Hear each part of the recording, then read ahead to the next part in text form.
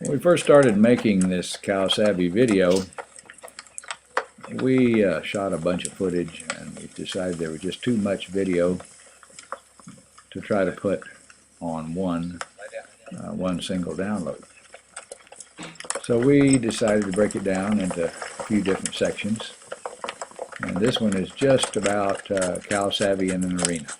Most of our roe deer competitions start out with a sort, just like we're doing here. And there's a lot of things going on here that will be pretty hard to describe, but it's kind of good watching anyway. And the main thing that you can get out of this video right here is having a cooperative dog. If your dog is working for himself and not really listening, not really cooperating with you, he can actually be more harm than good. What I see happening in a sort pen quite often is the dog is just trying to hold the cattle together and getting in the way and turning the cow back every time you get it sorted. If you watch this little dog, every little movement he makes is part of this operation. He never takes a step in the wrong direction to mess up my sort here. Now when we're working cattle, we usually are working them, you might say, from the eye. And so if you watch here now, this I'm going to sort out, I'm sorting red cows out of a black herd. And watch how he just steps to the right eye of that cow. He stepped to the right eye of that red cow, just enough to turn her head. Now I call him in, past the cow's head, and take her out. These cows are really not that easy to sort, but if your dog's cooperative and you understand about the pressure on the cow's eye, as opposed to just getting behind the cow. Now, just a little demonstration here on how easy it is to start and stop cattle.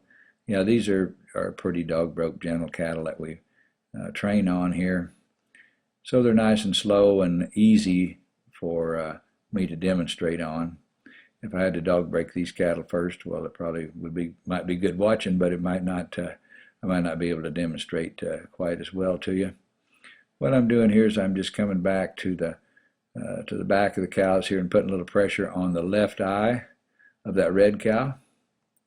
Then I'm going to swing my horse's head out, take a few steps out into the arena, and I'm going to catch the eye of that front cow and stop her.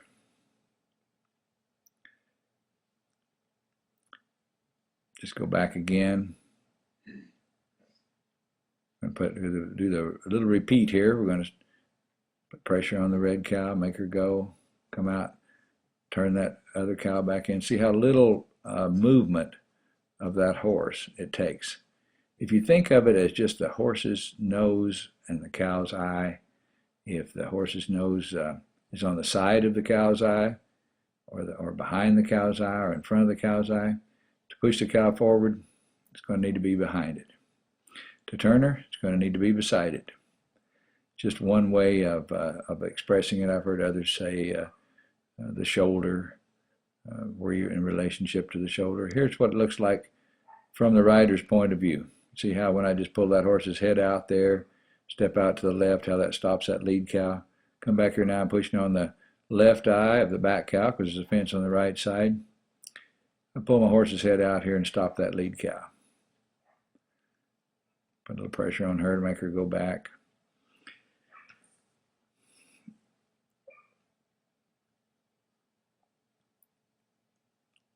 So now we're going to enter the dog into the picture. Basically, we're just going to do the same little routine down the fence here. And now I can actually just keep these cattle moving along, and my horse can do the pushing. My dog can do the controlling and stopping.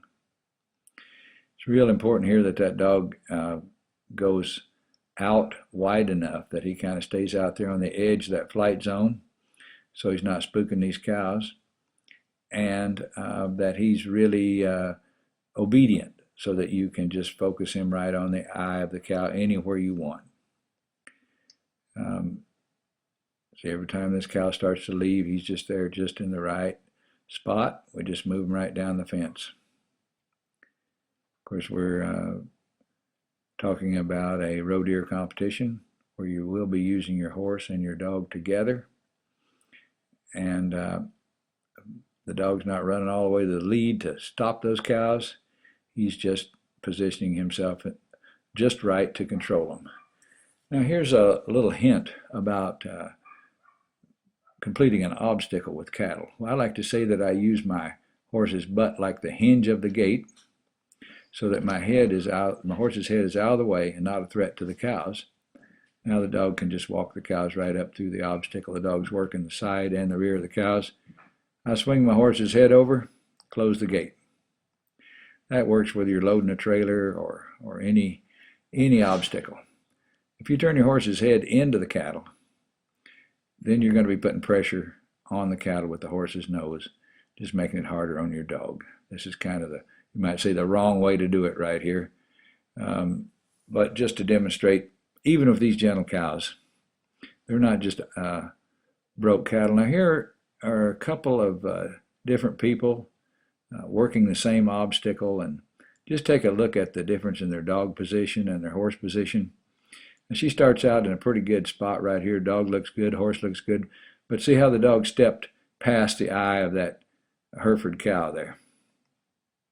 So she compromised her position, moved her horse's head around and pushed on the cow's eye. Now the same thing's going to happen again. Dog gets behind the cow's eye.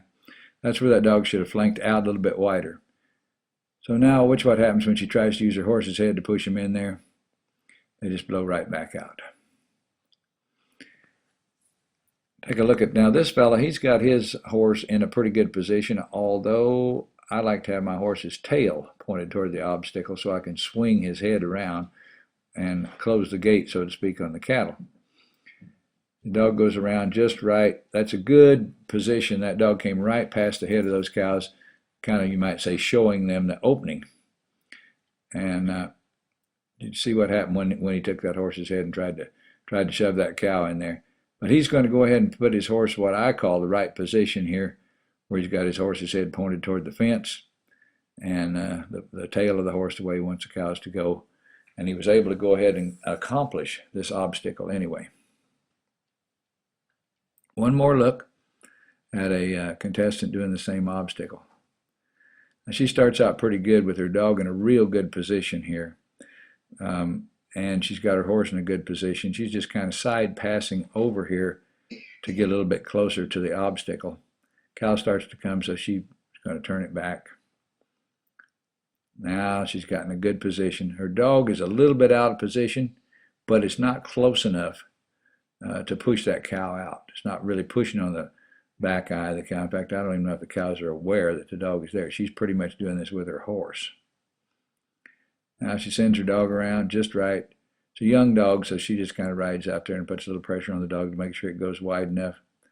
Now she gets her horse in the right position. Now if she holds this spot here, with her horse's head pointed toward the green fence, horse's tail pointed toward the white fence, these cattle, they basically have no choice but to go out of there. As long as her dog stays over against the fence, these cattle are going to go out the side opening of this obstacle.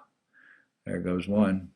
Now the dog, being a young dog, comes around to stop that cow, but because she's got her horse in a good position, cows that have seen the other cow go out there, she's still able to pull it off, get her dog to go back to the fence. Now that same method we would use to get cows off the fence anytime. I see at competitions a lot where the cattle are just running up and down the fence. Maybe there's cattle on the other side of the fence, and there's always seems to be a draw in an arena. There always seems to be a draw for the cattle to go to one fence or the other in the arena. So there's always difficulty in getting the cattle off the fence. What I did here is I rode out wide enough to kind of draw their eye. Then I go right straight down the fence, and I have my horse's head actually tipped to the fence. If you allow that horse's head to, if your horse has any cow savvy at all, his head's going to follow those cows when they come off the fence, and he could actually wind up turning them back. Here's a look at that from the horseman's position here. I'm going to set these cows up. I'm going to draw their eye a little bit, get them to kind of stop and kind of look out at me, and so that they can kind of see the open arena, so to speak, and that they will know that that is the place to escape to. So I ride past, turn my horse's head right to the fence. Gives you a real good view of how you just hold that horse's nose over just a little bit off of those cows. Don't let it follow them off the fence and stop the cows. Here's one more look at it, maybe a little bit better shot where the cows are kind of looking out at me as I come by. Now, as I come down the fence, turn my horse's head right to the fence, and the cows start out off of the fence, out into the middle of the arena. There again, if I let my horse's head follow them, it'll stop them.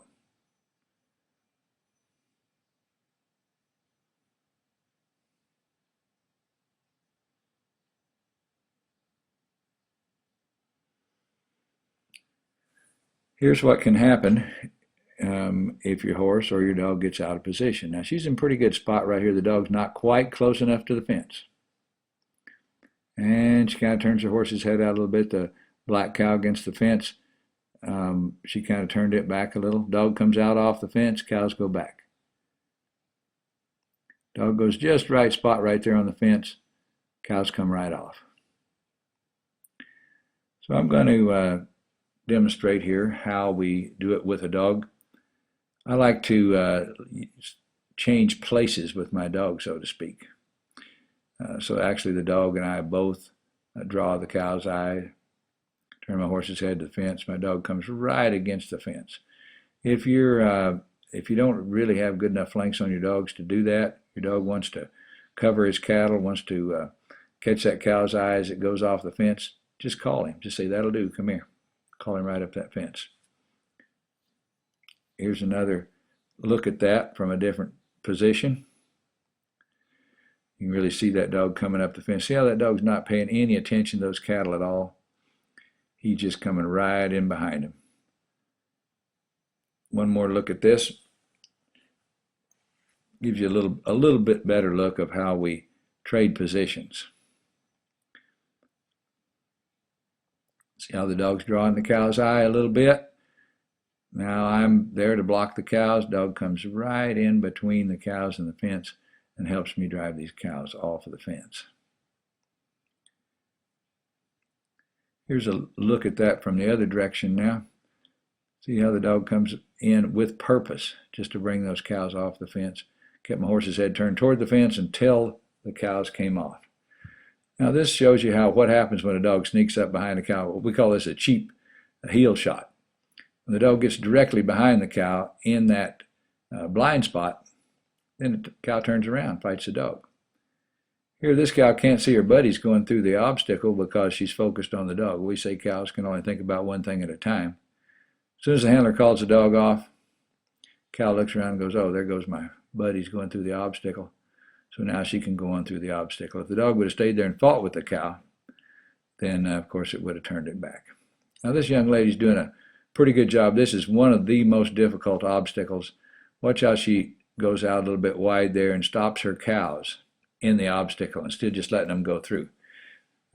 If they go out that opening that they almost went out there, then she would get less points than if they go all the way around. And even though her dog's not quite in the right position, it's a young dog and she's got to kind of work with it a little bit to get it to get around there where she needs it.